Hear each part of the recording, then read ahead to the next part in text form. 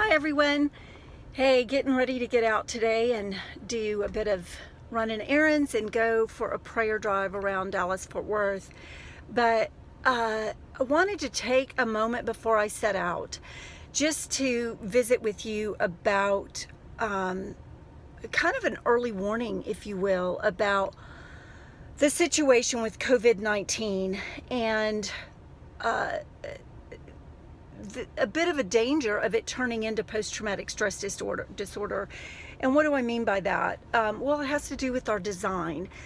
So one of the things to be aware of in terms of the way that we've been designed by our Creator is that when we're in moments of high trauma or high fear or complexity and high emotion in any situation, whatever behaviors get implemented in that moment kind of become hardwired and connected in our emotional memory bank and become reactions in our lives in the future if we're not really staying aware and conscious in the moment.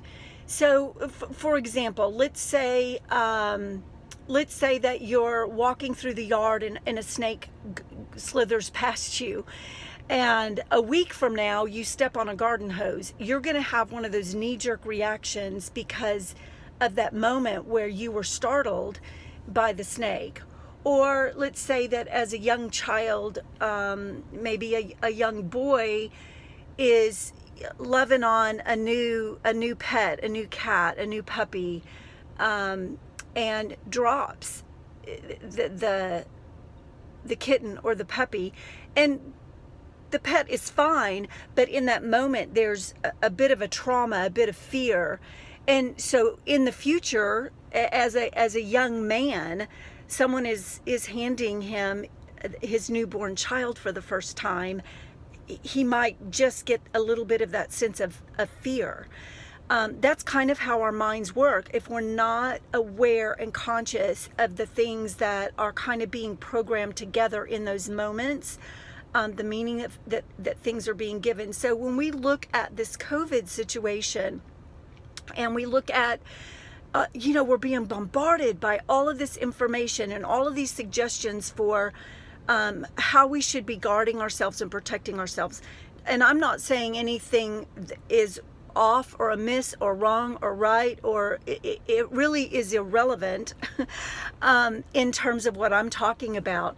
So whether it's wearing masks, whether it's the economy is tanking, whether all of these things that are coming at us as a result of COVID, we need to be mindful, very mindful of the meanings, the messages, the behaviors that we're choosing to agree with or comply with, because what could happen, let's say in the future, let's say 5 years from now, there's a viral outbreak in another country that never spreads, but the moment we hear about it, employers begin laying people off, and we start isolating, we start running back into our homes. I mean, we need to make sure that our decisions and our choices are truly information driven, that we're doing our own research, that we are cognizant and aware of the things that are getting connected in our own minds, I guess is what I'm saying, because things can cause us to react in the future just because it looks like, smells like, tastes like, feels like something that happened in the past, and this isn't that, or that isn't this. But we go into these knee-jerk reactions about things that can be problematic, and that's in any area of our lives. I do a lot of coaching around pinpointing these connections that cause patterns in people's lives, and so do a lot of training around this as well. So it's a topic that's very near and dear to my heart because I see the impact in people's lives. And honestly, this, if you want to call it trauma event, is on a global scale. So that the potential implications are monumental.